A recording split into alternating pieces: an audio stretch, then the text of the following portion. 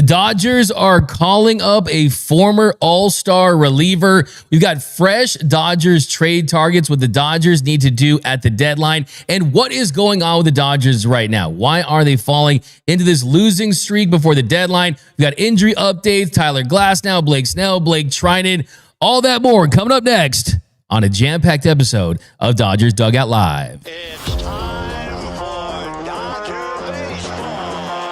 Welcome to Dodger Stadium. This is the golden age of Dodger baseball. The Dodgers are building a dynasty. You got it, Warrior Parade! We got it, Parade! The Dodgers punch back and head to the championship series! Ohtani starts the 50-50 clock. Mookie Magic. Freeman hits the ball to right field. She is gone! Start the party, Los Angeles! Your Dodgers have won the World Series! Think blue, bleed blue, and I'm out.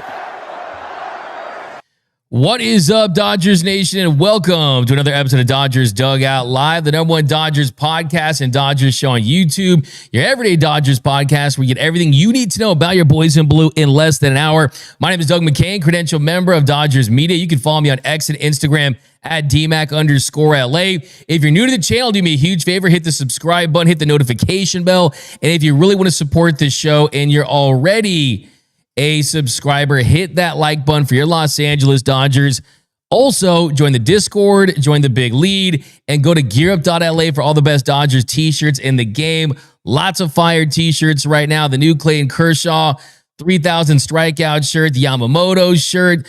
This one you got to get because this could be the last 3,000 strikeout pitcher in the history of this organization. So go right now to www.gearup.la, pick it up. But also, Hassan Kim, the Comet shirt, Yamamania shirt, the Big Dog Andy Pajes shirt. This is the best Dodgers gear in the game. So go to www.gearup.la, support the show, support the channel, and also, most importantly, get some fresh Dodgers gear. Drop your comments all throughout the show. This is a live stream, and we want all of your comments, all of your questions. We'll answer them later for the seventh inning stretch. We got super producer Noel. He's rocking with us as always. He's looking for all your fire takes. Everything you've got, drop it down below. Today's poll question of the show, I asked you guys over on the X, what do the Dodgers need to trade for at the deadline? And right now, 20% of you say outfielder, 20% say reliever, 53% say starting pitcher, and 7% say absolutely nothing. So we've got a lot of Dodger baseball to get into, so let's get right into it. Leading off, the hottest story in Dodger baseball. Now, the hottest story in Dodger baseball, a lot to choose from, but we got a breaking news story right before the beginning of the show, and that is that per Fabian Ardaya of The Athletic, the Dodgers are calling up right-hander Alexis Diaz. The Dodgers acquired him in a trade earlier in the year. He's been in the minors since he was brought over, and he's on the 40-man roster, so the Dodgers, they just need to make a corresponding move on the 26-man active roster to open up a spot for him. And this comes on the heels of the Dodgers bringing up Julian Fernandez yesterday, who did not pitch well, to say the least. There's a reason why he hasn't been getting that many opportunities in his career. Yesterday, Fernandez, he gave up 2 runs in 2 innings, had a strikeout and a walk, gave up that home run late there to Christian Yelich. But this is very interesting stuff because Alexis Diaz, from an upside standpoint, he's a former All-Star closer. He made the All-Star team in 2023 in his age 26 season. That year, he posted a 3.07 ERA, appeared in 71 games, had 37 saves and 67 1/3 innings of work. But since then, he's been on the decline. The following season in 2024, that dropped down to a 3.99 ERA. And then this year, in 6 games in the show with the Reds early in the year, he had a 12 ERA. Now, how is Alexis Diaz doing down in AAA since they called him over? A 9.64 ERA in 6 appearances with AAA Oklahoma City this season. But as I always tell you guys, you've got to take AAA stats with a grain of salt the size of Bruce Bochy's head. And that is because you play in places like Albuquerque and Las Vegas. It's the Pacific Coast League. It's the PCL. So statistics are inflated. So that's definitely something to consider. And we'll see if this move leads to something. I'm excited for one. My first big takeaway about this move is the fact that we're seeing it in June and they feel confident enough in the Alexis Diaz experiment to bring him in this early to see what he has, because we thought maybe it'd be a little longer down the line, but clearly they kind of like what they've seen. Andrew Friedman said after the deal that the plan was to bring him up and for him to get out right-handed hitters. Now, what I heard from people within the organization is that right now the team, they are looking to replace Evan Phillips, who's been lost for the season after having to undergo Tommy John surgery. And on top of that, they want a backup plan in the event that anything happens to Blake Trinan. We'll do an injury update on Trinan a little later in the show. And the thing about Alexis Diaz is he is not some, oh, hey, this is a guy you bring up and you DFA and you go through the roster churn, the Johan Ramirez types, the Luis Garcia types.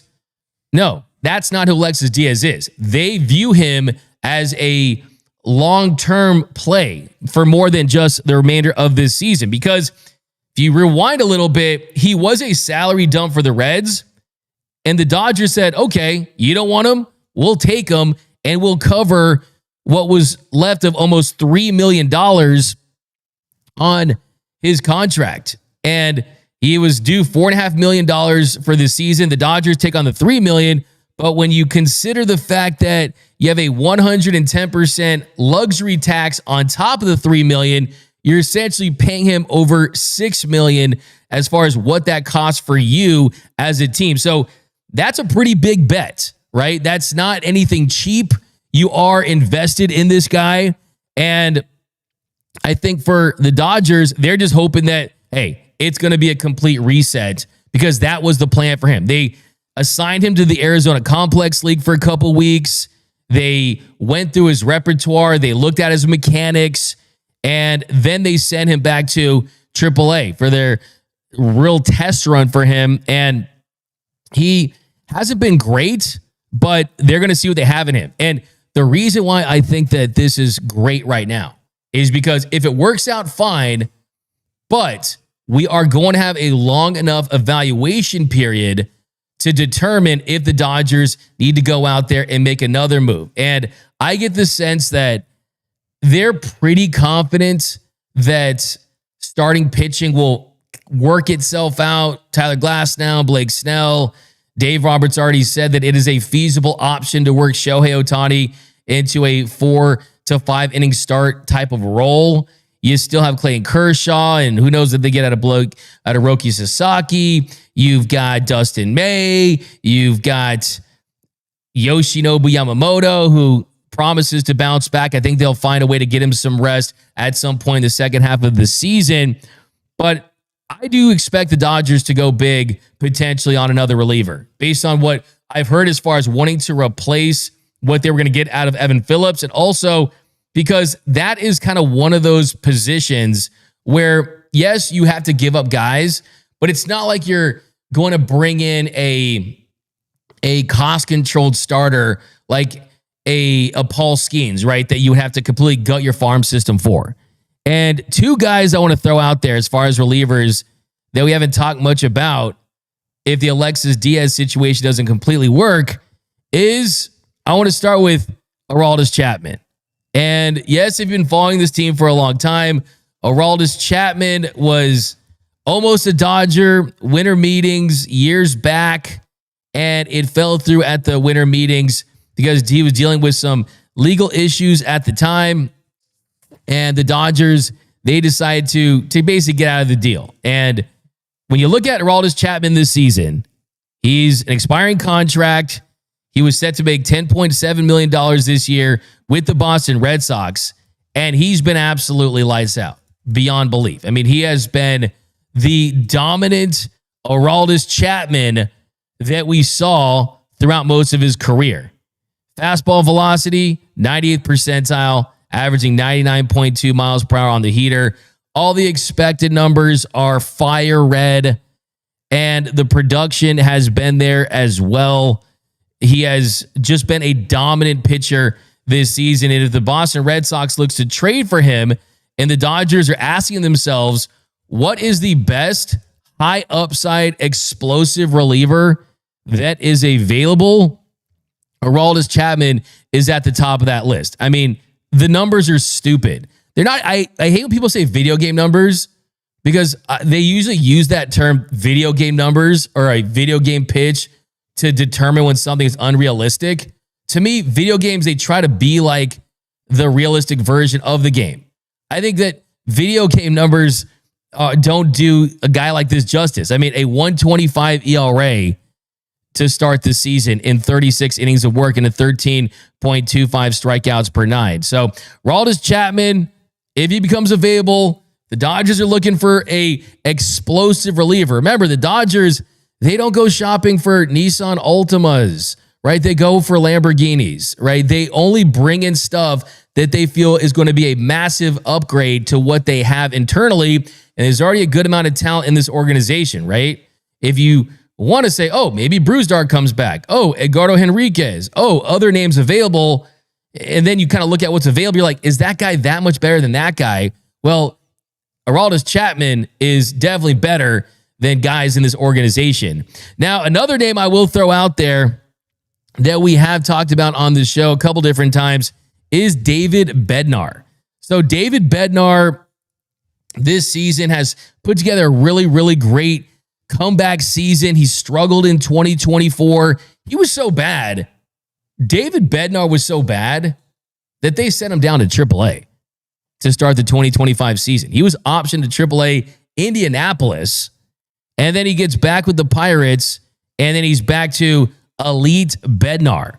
Since the mid-April call-up, Bednar has gone 28 2/3 innings. He's posted a 1.88 ERA, a 36.6% strikeout rate, a 6.3 walk rate, 6.3% walk rate, and other thing too is he's under one more year of team control. So remember, this is the cheapo Pirates, the cheapo Buccos, and they don't like paying for anything, right? I mean, they are the team that, I mean, if you go to the restaurant with your friends and the bill comes, they are T-Rex arms, right? They don't want to foot the bill. Well, with the way he's pitching in his final year of arbitration, Bednar is going to be back to making $8 to $10+ million a year. Pirates are not going to pay that. And he's taken home $5.9 million in 2025. So if they decide, hey, this year's a wash, we want to get what we can for these guys while also not having to pay, well, the Dodgers could be a spot for David Bednar. So give me one of those two guys. I mean, Pete Fairbanks is in the mix too. I mean, Pete Fairbanks would be nice, but I don't think that Fairbanks is in the tier of Bednar and Aroldis Chapman. So can we finally get that Aroldis Chapman year? Can we finally get that Aroldis Chapman year? And I think it'd be kind of poetic too. After the Trastros beat the Dodgers, they swept them over the weekend. How satisfying would that be to have Aroldis Chapman get that final out in the World Series and strike out Jose Altuve? But let me know down below in the comments section, what are your thoughts on the call-up of Alexis Diaz? We don't have the move officially, but more than likely, it'll be the end of Julian Fernandez. I mean, a guy like Noah Davis, part of the reason why he was not moved on after they made their most recent move was because he can fill multiple innings and the Dodgers are trying to preserve themselves. But here we go. Bilal K. I wish Dmac could whisper to Friedman when he sees him that the Dodgers always try to make up for weak offense by signing more pitchers. Why not trade for O'Neal Cruz bat this time? Well, the word on the street, and I've talked to insiders that cover the Pirates, and we'll talk about that more in the next segment, is that O'Neal Cruz and Paul Skenes are the two guys that they're reluctant to take calls on. So there's that. Sneaky Panda, $5. Dmac, you look cute in the golf outfit. Please wear it more. Come on, man. Come on. I wish we had. Where's the camera on Noel today? Is it working? No, man. It's out right now. Okay, because he's got a cute shirt on too. It's Shohei Ohtani with doing kind of almost like a Wilt Chamberlain thing. Yeah, with the 59, 54. With the 59, 54. I want to show that shirt. I'll wear it again tomorrow. I'll wash it and wear it tomorrow. We'll go into that. But still in the leadoff, let's hit another couple topics, then we're going to switch to some rumors. A juicy rumor I want to get into in the next segment. But I see Dodgers fans freaking out. Yesterday on the post-game show, you would think that the Dodgers are in last place, that their season's over just because they're on a 4-game winning streak. Well, guess what? I think now is the time to remember that this essentially happens every summer. And for some strange reason, Dodgers fans forget that this happens every summer. Why is that? I mean, it's the summertime. It's July. Some of your favorite summer traditions. Going to see the fireworks with your family, crushing some beers by the barbecue on 4th of July, having some s'mores, going to the beach. This is one of the time-honored traditions in Los Angeles. And that time-honored tradition is that the Dodgers go on a slide entering the All-Star break. And right now, it's not pretty. You've lost 4 games in a row. You've been outscored 38-7 in those games. And that is a really bad run differential. But where has this happened before? Checks notes. Let's see. How recently? Checks notes. It happened in 2024. Yes, it happened before the All-Star break when the Dodgers, heading into that All-Star break, it was so ugly. They lost 4 in a row, the series finale to the Brewers. Then they got swept by the Phillies and then went to Detroit and lost 2 out of 3. So the Dodgers heading into the All-Star break last year, they had lost 6 of their last 7 games heading to the All-Star break last season. And in that rough stretch, that losing streak, the Dodgers were outscored 28-7 in their final games in that streak, that 4-game losing streak where you lose to the Brewers and then you get swept by the Phillies. This year, it's a 38-7 run differential where you're outscored. How about 2017? You lost 11 straight games that season. You lost 16 out of 17. So it is a summertime tradition. Barbecues, 4th of July, going to the beach, summer camp, s'mores. This is what happens. And it's nothing different. Now, if you want to know exactly why the Dodgers aren't winning baseball games right now, I can tell you exactly why they're not doing it. That's because their superstars aren't doing superstar stuff right now, and the offense isn't picking up a pitching staff that has used more pitchers than any team in Major League Baseball. The Dodgers offense on the year, if you look at it, it's been great. Second in the sport. They are averaging 5.45 runs per game, a 120 weighted runs created plus. That's also second. But since June 1st, the Dodgers offense, they've been, as the kids say, mid. They've been just right, league average, very mid plus, averaging 4.74 runs per game. That's 13th. That's 9th in the sport. 13th in weighted runs created plus at 105. So barely top 10 in runs per game at 474. And some of those are inflated with some big scoring games. And they're 13th in weighted runs created plus. So they've gone from being 20% above league average to 5% above league average. And then also the big three hasn't been good as well. And this team, they rely heavily on a couple guys to kind of pick up the pieces.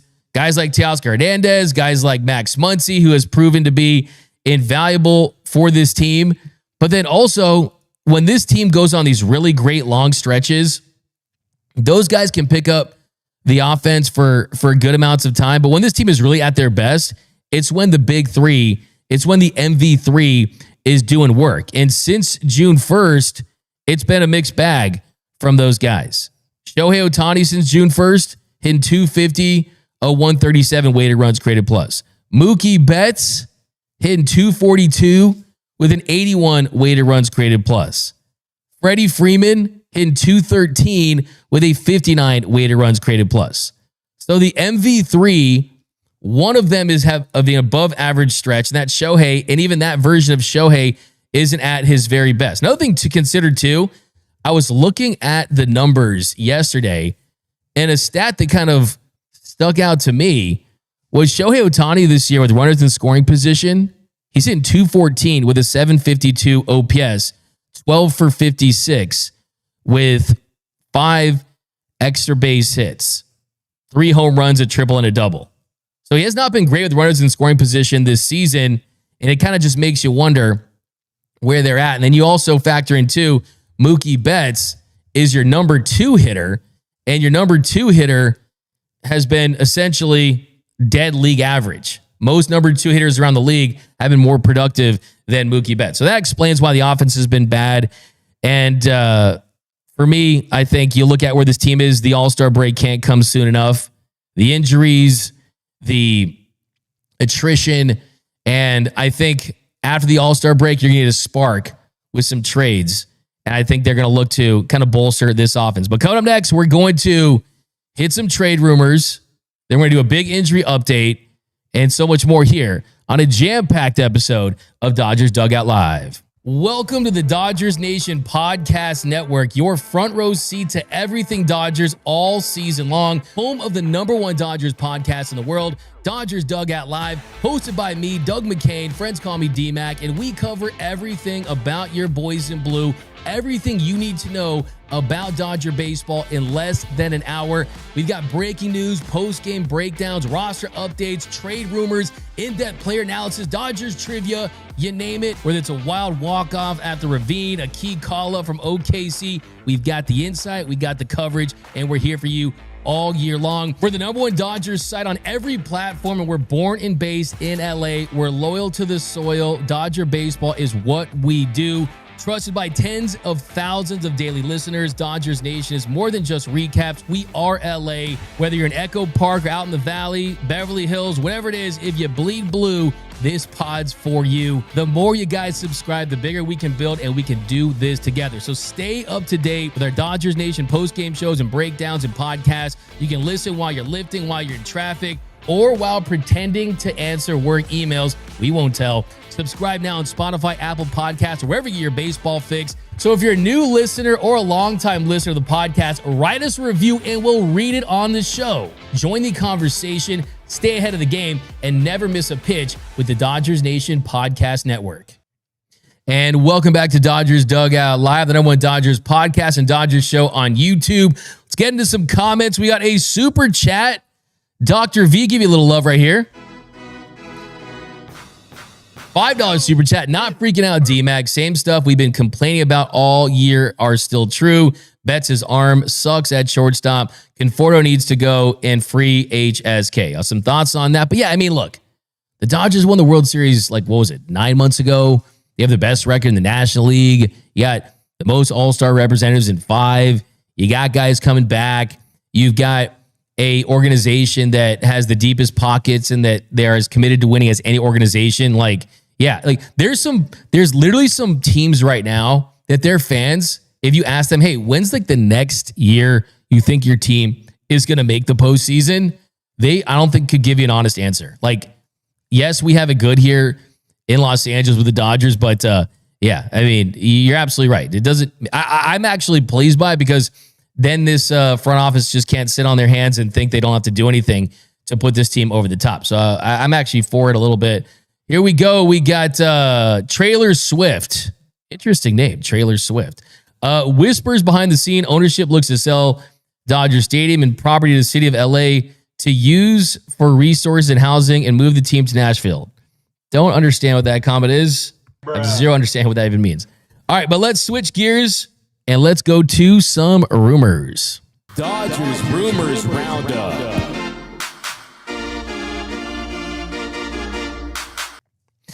All right, let's do some rumors, and then we're going to talk some injury stuff and the pitching plans in a little bit. But there was a story that came out about Bryan Reynolds. And yes, the Dodgers, they could potentially be in an outfield market. They could be in the market to bolster one of the corner outfield spots if they don't think that Conforto is going to be that guy, which he has been better of late, but he still has a lot to make up for if he wants to stay on this team for an extended period of time after the All-Star break and have a role in October. Well, a potential name could have been Bryan Reynolds, but it was reported by Pittsburgh Post-Gazette's Noah Hiles, guy's been on the show, that Bryan Reynolds has the Dodgers on his no-trade list. Quote, a few national reports have stated that Bryan Reynolds is also receiving some trade interest. Moving Reynolds, however, might not be as easy as others. Reynolds, who is under team control through the 2031 season, features a 6-team no-trade clause in his contract, meaning he has made it clear he would not approve a deal to certain locations. Those 6 teams, per sources, are the New York Yankees, New York Mets, Toronto Blue Jays, Los Angeles Dodgers, San Francisco Giants, and the San Diego Padres. And according to Bob Nightingale of USA Today, he said the Pirates are talking about all their players. They are accepting calls and offers and interest from everyone outside of essentially Paul Skenes and O'Neal Cruz. So Reynolds is available. There's no doubt about that, but he has teams on his no-trade list. And I saw some pretty wild takes about this. Bryan Reynolds doesn't love baseball. Bryan Reynolds doesn't want to go to the teams that have chances to win. Bryan Reynolds only cares about money. He hates major cities. He hates California. He hates New York. Man, and to that I said, do you not know ball? Because I can explain to you why exactly he has those teams on his no-trade list. This is extremely common to have included in your contract when you're a player like Bryan Reynolds, because teams like that, Blue Jays, Dodgers, Mets, Yankees, the better teams in baseball are the teams that look to add at the trade deadline. And when you look to add at the trade deadline and you have teams on your list to essentially have a no trade clause, and to activate that, you do that as a negotiation ploy to have whatever team wants you have to give you more money, whether that be give you an extension, whether that be pick up your club option, whatever it is, it's negotiating power, because that player's agent knows that those are the teams that would be willing to pay because they're looking to fill needs and they have money and resources to pay players like a Bryan Reynolds. Just look what we saw a couple years ago with Eduardo Rodriguez. If the Dodgers offered him a big extension, they would have probably done it. But they didn't, and he ended up not in LA. So for someone like Bryan Reynolds, he knows that bad teams, cheap teams, non-contenders, they're not going to want to trade for him. It's just the big dogs. And the big dogs have the cash to get a deal done for him. So look, and then looking at his contract, if you look at his current deal, his extension that he signed for $106 million, that takes him to his age 35 season in 2030. So you look at now, after that, what does he have? He's got a club option for $20 million in 2031 in his age 36 season. So this is exactly what this means. He's got a club option at the end of that. So if the Dodgers were to say, hey, Bryan Reynolds, we want to trade for you. Hey, Pirates, here's your prospect package. If the Pirates are going to do that or even want to do that or should even trade for Bryan Reynolds right now, but I'm just giving you a hypothetical scenario about why all this nonsense about, all of the team Instagrams and the baseball Instagram accounts, they post these graphics, Bryan Reynolds, no trade list, as if that's some detriment to Bryan Reynolds.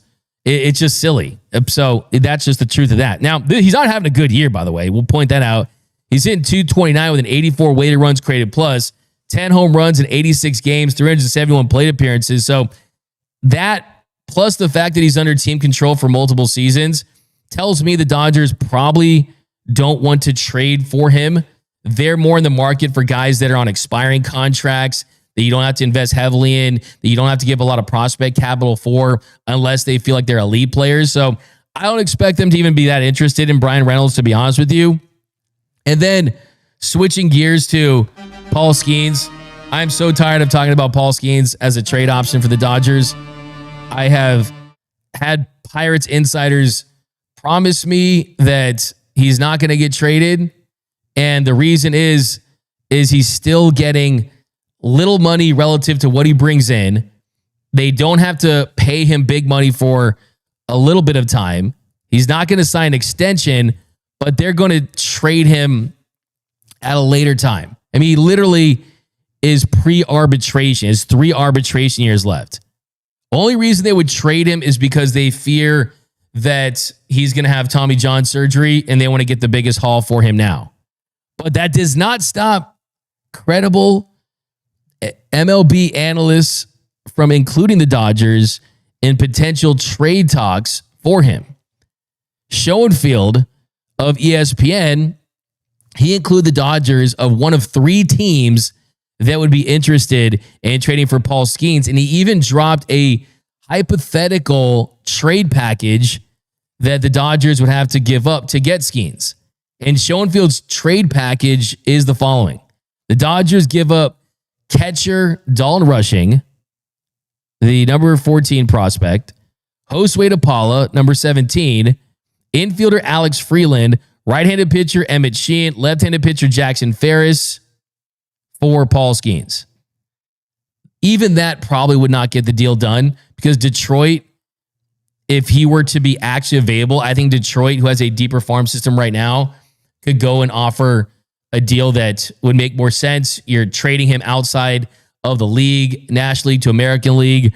So I think that would make more sense. I think the Dodgers, if he was available, which he's not, you'd probably have to have that package plus throwing Andy Pages, plus throwing Roki Sasaki potentially. I mean, it would just be an absolute insane haul that we've never seen before. It would be the biggest return in a trade in the history of Major League Baseball, and doesn't always work out.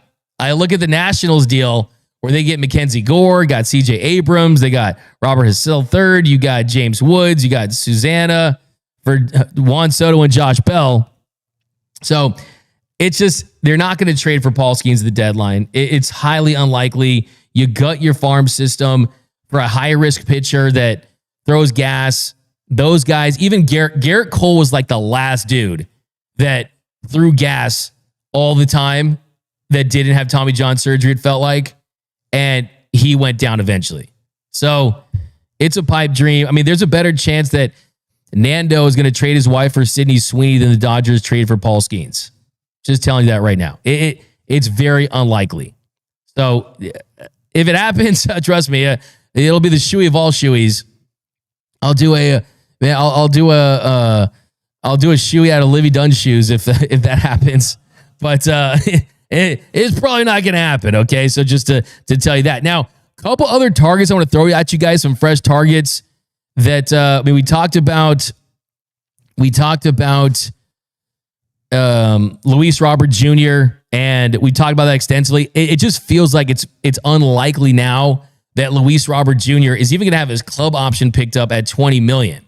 He's making $15 million in 2025, $20 million club options for 26 and 27 with a $2 million buyout. And the thing with him is he's back on the IL with a hamstring injury.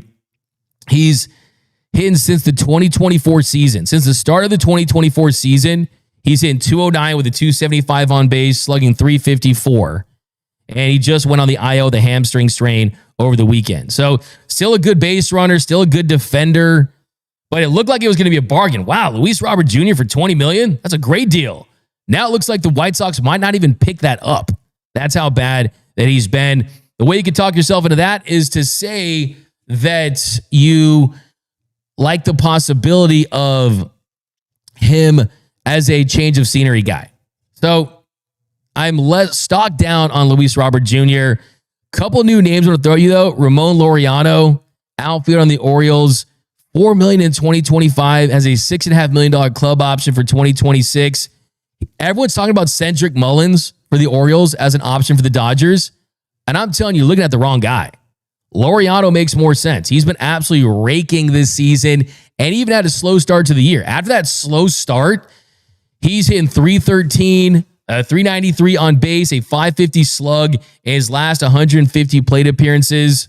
He's been really, really good. And he's been historically better against lefties, but this year he's crushing righties too. So Laureano's interesting in the sense that, hey, if you want a mashing outfielder that could be available on an expiring contract, he could be a guy. Another interesting name we just saw was Mike Tauchman. I mean, Mike Tauchman, $1.95 million in 2025. He is arbitration eligible for 2026. He'd be extremely low cost, has had a couple of IL stints with the right hamstring injury, but he's been pretty interesting. I still think that Aroldis Chapman and David Bednar are the two top guys from the reliever side. And then Adolis Garcia is another name we've talked about.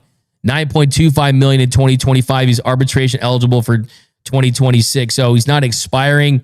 Had a down year, but he's had some great moments in the postseason, and he can slug and he plays passable defense. So there's those names, but the go big name, if they really want to go big for center field and they were in the market to kind of find that solution long term, Byron Buxton would be that guy. Now, there is some talk that Byron Buxton on the Minnesota Twins could be traded just because he's still owed a good amount of money. You still owe him $15 million for next season, $15 million after that, and then $15 million for 2028. So $45+ million for Buxton, and that would take him to his age 34 season. I mean, if this guy could stay healthy, this could be the move. He's that good. Like, Byron Buxton is a special talent. He's not, oh, this guy's good, he can help. No, this guy, if he was healthy, if this guy was healthy throughout his career, he'd be getting $30 million a year, not $15 million. That's how good he is. And the numbers bear that out. I mean, we're talking about a guy that puts up all-star numbers when he's healthy. Byron Buxton this season, hitting .270, slugging .544 with a 140 weighted runs created plus. He has 20 home runs this season. He plays mostly center field. And that's the position where the Dodgers just, they can't honestly tell themselves, hey, we have that figured out, right? And defensively in center field, he's 5 outs above average in the 93rd percentile. So my dream scenario, and I know that a lot of people think that Byron Buxton would get injured because, yes, he has had his injury issues. You know, you can basically send his mail to the injured list because he practically has lived there throughout his career. But isn't that what the Dodgers do, right? Don't they always bet they can keep guys healthy and the upside play? And it's not like it's an arm thing, too. I mean, last year he did play 102 games. This year he's played 73 games. He's still 31 years old. And part of the reason why he gets injured is just the way he plays that position with reckless abandon. But you get a above average bat, you get an impact glove, and then this is predicated on possibly moving off of a Miles Conforto, which they wouldn't be afraid to do. You moved off Hayward, moved off of Syndergaard. Plenty of examples of one-year guys that you had no issue moving off of because you thought you could upgrade that. And Buxton, he fits into your situation moving forward. So the dream scenario for me in the postseason, I know everyone's freaking out about this stretch right now. I'm here to tell you that you're not going to remember it in October, is that Mookie Betts goes from shortstop to second base in the postseason. Tommy Edman is the Dodgers' postseason shortstop, just like he was last year. Max Muncy comes back healthy and resumes his spot at third base, where if he hits the way he has hit this season, then he more than justifies average to below average defense because he's great. And then the outfield picture is ideally, I think Teo is in left, but if you want to keep him in right, fine. Teo in right, Paz in left, and Byron Buxton in center field. Can you imagine that defense right there? Can you imagine? And what I've heard just talking to people around the organization is the whole Mookie Betts shortstop thing, the outs above average and how he's played at that position. Yes, he has been so much better than last year. Yes, he is not a bad big league shortstop, but what if we had the play we had yesterday in game 1 of the World Series? Are we really thrusting Mookie Betts, who's having the worst offensive year of his career, into a shortstop role in the postseason? I think just that is too much to put on a guy. I almost think you got to save him from himself. And ideally, I know there's some that believe he should be back in the outfield, but at least second base, you would have a easier workload than being an everyday shortstop. So yeah, count me in. If Byron Buxton's available, I certainly would be willing to give up some top guys for him. I really would. Back-to-backs is Dmac. You got to think for Sydney Sweeney, you bring her up a lot. When did I ever? Come on, man. I never. Bruh. Maybe. Come on. No, because I always see. I'm always hanging around the well, and I just see him going through his feed, and she's always. Yeah, I did like Anyone But You. That was a good movie. It was a good movie. That's the funny one, right? Yeah. Yeah. Did you hook up with that guy or something? The rumor. Rumor has it. Can't speak. Celebrity rumors. Okay. I'll take the blow for Dmac on that one. There we go. No, but Ellis Shiva Jones, I would love to see Jackson Churio as a Dodger. He's a huge talent. Okay, so jam-packed show, lots to get into. We'll get to 7 things stretch, answer your question a little bit. But now let's get to, it's Tuesday, so that means it's time for the big injury update. Dodgers big injury update. All right, so we're going to run through this pretty quickly here. And yesterday, it was confirmed by Dave Roberts that Tyler Glasnow is going to be back on the mound. He's returning from the IL on Wednesday against the Milwaukee Brewers. So he'll be on the bump tomorrow. He's been out since April 27th.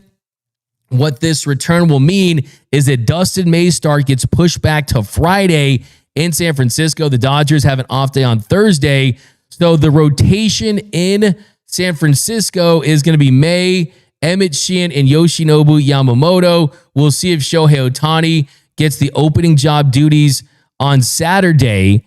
Dave Roberts said it's possible. They have not shut down the idea.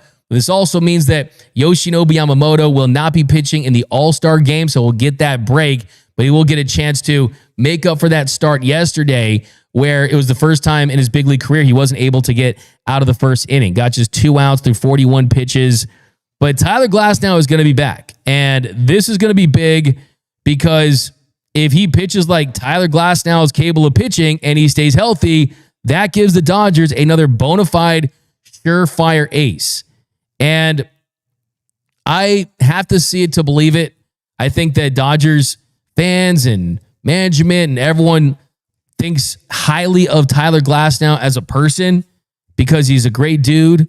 His teammates love him. He's just that super chill guy, right? If you're going to have a beer with any Dodger, like he's right up there on that list. But you just need to see him stay healthy for an extended period of time. And I hope he's just not one of those guys that you just kind of fear like, oh no, is this just who he's going to be throughout his Dodgers career? You hope that isn't the case with him. I hope he's not one of those guys where the IL is placing Glasnow on the Dodgers list for a short active stint, if you know what I mean, right? One of those guys where it feels like the IL is his team and not the Dodgers, right? So I still think though that you look at just kind of how he's performed down in AAA. You look at his numbers on his rehab assignments since June 22nd. He's given up 8 runs in 8 2/3 innings, 3 minor league appearances, 8 strikeouts, 78 pitches in 4 1/3 innings in his last rehab start last Thursday. So the stuff's been good. Command hasn't been as great. It is the PCL. You can't just take it at face value. And it's going to give him 5 days to get that rest into his first start. So he'll have 5 days, and you're probably going to see him go 4 or 5 innings. And yeah, that's going to be the only time he goes on the mound before the All-Star break. But just to get Glasnow back before the All-Star break, I think is a major plus. It gives the Dodgers another look at him before they head into that stretch run, heading up into the trade deadline. And then Dustin May, who was originally going to pitch on Wednesday, gets moved back to Friday. So let's all hope for the best, man. The prayer circles worked when we did the emoji candles and all said, please, Max Muncy, be okay. Let's do the prayer emojis in the prayer circle for Tyler Glass now that he can stay healthy. Because you look at the rotation, Yamamoto, Kirsch, Ohtani, that's who they've been going with Sheehan, Robleski, Kasperius, getting time in there. Well, you're going to need some stability in this rotation, and that's one of the big reasons why there's been high ups and very low downs this season, the inconsistency. And that's why you went out there and you didn't DFA Noah Davis and you brought up Julian Fernandez, is because the goal for this team, the goal for this roster is to keep them as healthy as possible in the postseason, and you don't want to run your bullpen to the ground. So, I mean, that is going to be the hope. That's going to be the hope that he can get it together. Now, the Kike Hernandez situation, hopefully Kike is going to be ready before too long. I mean, you look at the All-Star break, it gives you a nice little run there. And I went back and I looked at it. It happened during the final game of the Dodgers 3-game series against the Guardians back at the end of May. And Kike, he was flying home from third base and he scored on a wild pitch. It was a wild pitch from Tim Herron. And he gets in there, he dives for home plate, and he was just trying to reach in there. And Herron, a pitcher for the Guardians, he tried to reach for the throw from the catcher, and he tumbled right onto Hernandez. He falls right onto him, and he fell on that left elbow. So he actually collided and landed on that left elbow, and Hernandez didn't say anything to the organization when it happened. And now it's been 6 weeks, and the inflammation has gotten worse, and then the production is where it really took it hit. I mean, it really took its toll on his ability to be consistent at the plate. Since that incident, 29 games after that play, he's gone 8 for 59, hitting just 136. So is that because Kike's bad, or is it because he's injured? I think it's because he's injured. Dave Roberts said yesterday, at that point in time, he kept it to himself. He said he just wanted to go out there to compete, and it just continually got worse and really impacted his offense and the swing. And so just a couple of days ago, I just really reached at a point where, hey, it was pretty much intolerable. So there you go. I mean, he was able to get some extensive testing. Dave said that an MRI revealed that there was more inflammation. He did get a cortisone injection to deal with the pain. And Dave said that what they're expecting is after the All-Star break, he's going to be ready to go, and that should take him towards the end of the season. So that's good. Tommy Edman, the deal with Tommy Edman. I think Tommy Edman is like the X factor no one's talking about, because offensively, round league average, has his moments, but it's what he could do from a position standpoint, filling in at multiple infield spots. I tell you, I want to see him at shortstop potentially in the postseason. He's dealing with a small fracture in a toe on his right foot. He was hit by a pitch, so he's dealing with it. It's per his tolerance. And then Teoscar Hernandez, he has a contusion in his left foot after he found a ball off during Saturday's loss to the Astros. So both of them were out of the lineup on Monday, and Dave Roberts said they could be used as pinch hitters on Wednesday. So they could be back in the lineup, but they're probably going to slow play that. The plan for Max Muncy, 6 to 8 weeks from the injury from last week. And you look at how they handled the third base absence last year, Max Muncy. You saw Kike, he had 60 starts at third. Chris Taylor had 15. Wow, Kevin Biggio. Can't believe I'm saying Kevin Biggio. Miguel Rojas, 8. So that's how they handled it last year. Defensively, it was fine, but those guys combined hit just 206. So we'll see how this group handles the absence of Max Muncy this time around, because this year the plan includes Tommy Edman, who he's been working out at third base. We've seen him at Dodger Stadium putting in work, refamiliarizing himself with that position. He's going to be at third. He's going to play there when you're facing right-handed pitching. He's a switch hitter, so you'll see him batting from the left side, and you'll see Ha-Seong Kim start to get more starts at second base, which you've already seen. So left-handed pitchers, when they're on the mound, the Dodgers are going to see Rojas. So it was supposed to be Kike and Rojas when the Dodgers are going against lefties.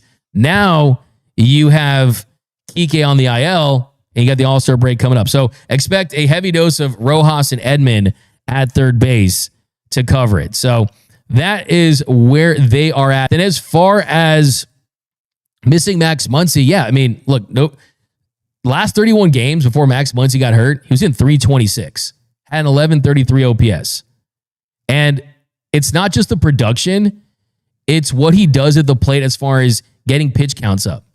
Here's a fun fact. Max Muncy sees more pitches than any hitter on the Dodgers. He sees on average 4.3 pitches per at-bat.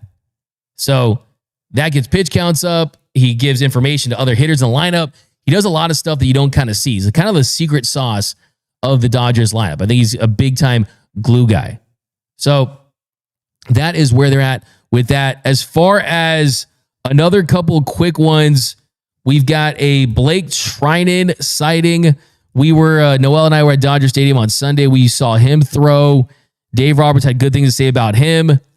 The news is that he's scheduled to throw to more hitters. He did throw to hitters on Saturday, and now he's set to head on a rehab assignment. So the thing about Blake Treinen is he's a guy that it's all about October for them. I told you earlier in the show that they are hoping that he still has enough left in the tank and he's healthy enough to go when it matters most in October. But that doesn't mean that they don't need him in the regular season, right? Dave said about Blake Treinen that he thought he was really good, that he's probably going to go out at some point in time. Both Blake Treinen and Blake Snell should be ready to go at some point after the All-Star break. So Blake Treinen was placed on the 15-day IL in the middle of April, a low-grade right forearm strain. They transferred him to the 60-day IL on May 1st. So he should be at an assignment after the All-Star break. And then about Blake Snell, Dave said Blake looked good. He looked really good. I think the plan next week is he'll probably go out on rehab. So we'll leave here from Milwaukee tomorrow. This is a few days ago. And he'll probably stay back to throw a pen and start his rehab. I'm not sure where, but the thought is 2 innings sometime next week. He said, I don't know where the velo was, but the ball was coming out real well. He used his entire pitch mix. I thought the delivery was clean, sharp.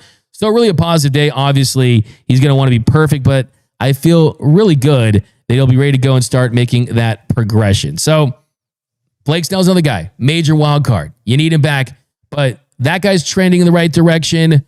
Glasnow's going to be back. At least right now, it feels like there is some light at the end of that injury tunnel. Let's just hope that those lights aren't from an oncoming train. So it is feeling pretty good at this point. But guys, now it's your time to shine. It is the 7th inning stretch. All of your thoughts, comments, and questions about your boys in blue. We'll give it a comment of the show too. So let's hit it here on the 7th inning stretch. The 7th inning stretch. What? Dmac, this is from Christopher Castellano. Dmac blushing, talking about her. First of all, I'm not blushing. I was out in the sun all week. I'm sunburned. I got to put more on sunscreen. I'm blushing, or maybe a little bit. I will flip you the bird. Can we find the video of Manny saying, you better light a candle and make that our new bruh? I don't know if there's a video of it. Noel, is there? I think shout out Marty Caswell. I think she might have got it. Maybe we could find it for. Yeah, we'll definitely use it. I mean, I kind of want to hear it for the show. We'll get Darren Dmac should suit up and play center field. Oh, come on now. You think Byron Buxton's injury prone? Come on. I'd be on retired after that. Bring back Wrong Say Elishiva Jones. He's going to be on the show pretty soon. So that's awesome. David E. Glasnow going to go on the IL. Going down the Milwaukee slide like DV. Shout out to DV, man. I wonder if he's going to do something with the slide. Is he covering today? I think Kirsten was yesterday, but I love when Dave Essay's all doing the slide. We got Yang Yi, bring back Hairston Jr. at third until Max comes back. Hey, he did lace one off of Tyler Glasnow. Major Chip Hazard. Even we got Bryan Reynolds, Conforto will still somehow start at left field. Finish him. I don't know about that. I am saying I'm happy that Conforto has played a lot better. OG X-Ray 22. Did I miss the Kershaw Shoey? I missed a few live streams. Yes, I did the Kershaw Shoey yesterday. You can go back and watch it. Beer Sama, if I remember correctly, didn't Max Scherzer have a no trade list and LA was on them, or was that someone else? Yeah, I mean, so he had that originally when he was with the Mets, but like I said, it's when the Dodgers were interested in bringing him back. But the Dodgers, when they traded for Max Scherzer back in 2021, the Dodgers were really in a position where, hey, I mean, if you go out there and you convince a guy that you are in a good situation, well, then you're probably going to be fine as far as, hey, he wanted to get another deal. But as far as the original one, they were fine with that. Kunjeep says, how do I say that name? Because he's always commenting. Kunji Club. Kunji Club. Am I a member of the Kunji Club? Dmac, who's the Dodgers Rookie of the Year so far? I mean, you probably have to, it's probably between Ben Kasparius, Jack Dreyer, and Haesung Kim. I think if you look at just overall what they've meant to the team, you got to have to probably give the edge to Ben Kasparius. I mean, you look at a guy that really stepped up in a big way when they were missing guys earlier in the season. I think the thing with Kasparius, he was a lot better as a short burst, multi-inning reliever than a starter, but I think the flexibility. Jack Dreyer, though, if you look at WAR, he's at a 0.6 WAR. Ben is a -2. If you look at Haesung Kim right now for the Dodgers, 1.5 WARs. That's pretty good. I mean, it's man, Kim has been really good. Position player, it's Kim. Pitcher, I think it's Jack Dreyer. I mean, Roki Sasaki is still at 34 1/3 innings, so he'll keep his rookie status next season unless he gets past 50. Sneaky Panda, bro, was stuttering out there with Sweeney. What are you talking about? Okay. Golf Greets. Dmac, this is baseball, the most random sports. There's no reason to worry now. Absolutely. Oh, Heasley. Dmac, why does the team check out early before the All-Star break? Yeah, I mean, clearly the offense thinks that the All-Star break was last Sunday. Hopefully, look, it's the Giants at the end of the week. I think that will bring some good out of them. It's not their normal lineup. Having Glass now back, I think is going to be exciting for them. Alexis Diaz is going to be exciting for them. So I think there's going to be some things to look forward to that will spark something before the break. Bilal K, why does DMAC and some Dodgers fans always know we're injury prone, but we keep signing the wrong guys? It's a conversation for another one, but I've kind of talked about on the show. They're always going to bet on upside and think that they can keep guys healthy. Bilal K, Keith Potter, I'm sorry. Hey, I like this. Hey, Swole Kim will be the Rookie of the Year. We'll give that the comment of the show, Noel. Hey, Swole Kim. We'll give you a Dodger for life. We got Jose DMAC. Why don't the Dodgers play Will Smith at third until Muncy gets back? He's the Dodgers' hottest hitter. Well, that's because Will Smith is a catcher. He's the all-star catcher for the National League, and he's very important to the pitching staff. So maybe later, but not now. Maybe, I mean, later in his career, that could be an option. But right now, it's not anything they're considering. Sergio DMAC, is Mookie just pressing to move him down in the lineup to help him figure out the... It's just he needs the reset, man. I told you, our guy J-Rob, I made fun of him last year and was trying to call him out because he said that Jazz Chisholm was going to have a better year than Mookie Betts. And I took a big L. Jazz Chisholm has had a better year than Mookie offensively, and I never thought that Mookie would be an average bat. So I'll eat that L right now. We'll see if it's like that for the whole season. But to think that Jazz Chisholm has had a better year than Mookie Betts, that's just not a debate. It's a fact based on how they produce so far. Golf Grouch, what's up with the city disconnect white? It looks like pre-sweat stained brownish yellow. Yeah, I mean, doesn't look the record. I think is 3-2 though. In those, we got Carnivorous Lure and Activity. DMAC tans like Casper. That's a fact. All right, guys. So running out of time. So let's get into the walk off. The walk-off.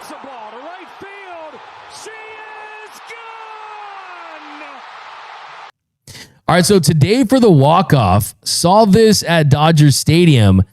Fans getting an autograph from Jose Altuve. Jose Altuve, a known Dodgers villain, and he's getting autographs. Dodgers fans are out there getting their balls signed. The guy in the City Connect, Jose Altuve. I mean... To me, this does not look right. This does not look right to me. The villain and look, you got to respect Jose Altuve for doing this because Dodgers fans have yelled cheater. They booed him mercilessly. But still, I mean, that is, to me, I couldn't do that. I could not do that. I don't care if you think that Jose Altuve didn't cheat as much as Carlos Correa and George Springer and Alex Bregman. But it's kind of one of those things, hey, everyone's a gangster until Jose Altuve is out here signing autographs. Like, this just does not look right to me. And look, who knows? Maybe this guy just wants to sell these things. But yeah, getting up in Dodgers gear and going with the guy that really was a part of that team that was mired in the worst cheating scandal in the modern era, that significantly impacted Yu Darvish and Clayton Kershaw's legacies and their mental health. Yeah, I don't know. This is just not it to me at all. I mean, this is a big no for him. I got to DFA these fans for getting the Jose Altuve autographs. Unless, I don't know, maybe you're selling them, and I kind of get it, but I don't know. Noel, what's your take on this? I mean, oh man, I think it's like you said, everybody's tough until like he's actually right in front of you. Like, I don't know. I feel like, I think some people would probably say some stuff to his face, but I don't know. Maybe those people on the field, probably on that, like the Dodger Stadium tour, and they were just like field side. I don't know, man. It is pretty crazy. I saw a lot of outcry on social media last night when our buddy, the Hood Vin Scully, posted it. Yeah. I mean, we're going to put that autograph ball like in the toilet, in a trash can, bang it somewhere. I just don't know, man. This is not for me. I mean, and to me, I mean, maybe I would have, this is the only thing. This is what I would do. For me, if I was in that situation, I would have gone to baseball, pretended like it was a signing, get them to sign the baseball, then bring it in for the bro hug, and then rip off his shirt to see if he was wearing a buzzer. To see if he's wearing a wire. Maybe. But that's going to do it for this episode of Dodgers Dugout Live. My name is Doug McKain. You can follow me on X and Instagram at Dmac_LA. Special thanks to all you guys out there rocking with us every single day. Beer Sama says, AI generated Altuve ain't that tall. I like that. But I mean, I don't like that. I mean, that's just a good joke. Darn, was Altuve's buzzer signing autographs too? There we go. That's what I'm talking about. Okay, Beer Sama, I'm going to buy some of that Sydney Sweeney bathwater soap for your Dmac. Don't do that. I don't need it. The address is 6139 Mount. No, I'm just playing. But all right, guys, that's going to do it for this episode of Dodgers Dugout Live. Post-game show a little later. Drop some comments. Drop a like on your way out. Have a great rest of your day. Special thanks to producer Noel. Go to gearup.la to buy our gear. Hit the subscribe button. Join the Discord. And remember that absolutely nothing brings together quite like Dodger baseball. And until next time, think blue, bleed blue, and I'm out.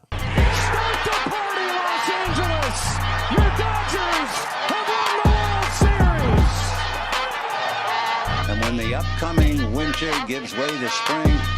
Rest assured, once again, it will be time for Dodger baseball.